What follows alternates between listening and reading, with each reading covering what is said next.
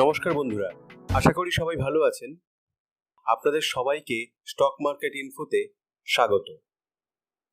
Market আজ তৃতীয় দিনেও পজিটিভ মুভমেন্ট দেখিয়ে অনেকটাই রিকভার করেছে, যাতে আমরা প্রত্যেকে একটু হলেও রিলিফ পেয়েছি।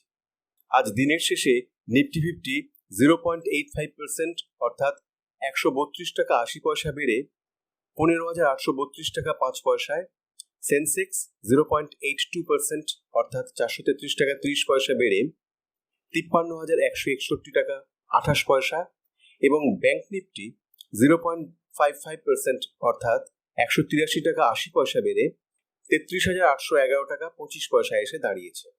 দেখার বিষয়, আজ IT sector, oil gas sector এবং মেটাল সেক্টর খুব ভালো পারফর্ম করেছে। স্টকের মধ্যে ONGC, coal India, L&T, HCL technology, tech Mahindra আজ খুব ভালো পারফর্ম করেছে, ভালো গেইন দিয়েছে। আবার অন্যদিকে এশিয়ার motor, Apollo hospital, HDFC life, Reliance industries, Kotak Mahindra bank একটু ডাউন গেছে। যাই হোক, আমরা আশাবাদী হতেই পারি যে মার্কেট আরো কিছুদিন এরকম পারফর্ম করবে, কিন্তু রিপো রেট হাইক এবং ফরেন ফান্ডের আউটফ্লোজের জন্য মার্কেট আবার কিছুটা ভোলাটাইলও হতে পারে। আগামীকাল অর্থাৎ 28শে জুন নিফটির কি ইম্পর্টেন্ট লেভেল হতে পারে তা আমরা দেখে নেব। তবে তার আগে যারা প্রথমবারই ভিডিও দেখছেন তারা অবশ্যই সাবস্ক্রাইব করে বেল বাটন ক্লিক করে দেবেন, যাতে করে আপনারা সমস্ত লেটেস্ট ভিডিওগুলো প্রথমেই দেখতে পান এবং সবশেষে লাইক ও শেয়ার করে সবার কাছে পৌঁছে দেন।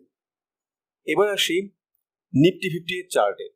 নিফটি এখন একটা দারুণ রেজিস্ট্যান্স লেভেলে দাঁড়িয়ে আছে, তবে 15,800 বেঞ্চমার্ক বা বলতে পারা যায় সাইকোলজিক্যাল রেজিস্ট্যান্স পেরিয়ে যাওয়াতে অনেকেই খুশি হয়েছেন, কিন্তু চার্ট যা সাজেস্ট করছে তাতে একটা স্ট্রং পসিবিলিটি আছে কারেন্ট লেভেল থেকে ইন্ট্রাডে কারেকশন হতে পারে। আমরা এখানে একটা ট্রেন্ড লাইন ড্র করলে দেখতে পাচ্ছি 15,900 বা 15,925 লেভেলটা খুব কাছাকাছি একটা রেজিস্ট্যান্স হিসেবে কাজ করতে চলেছে।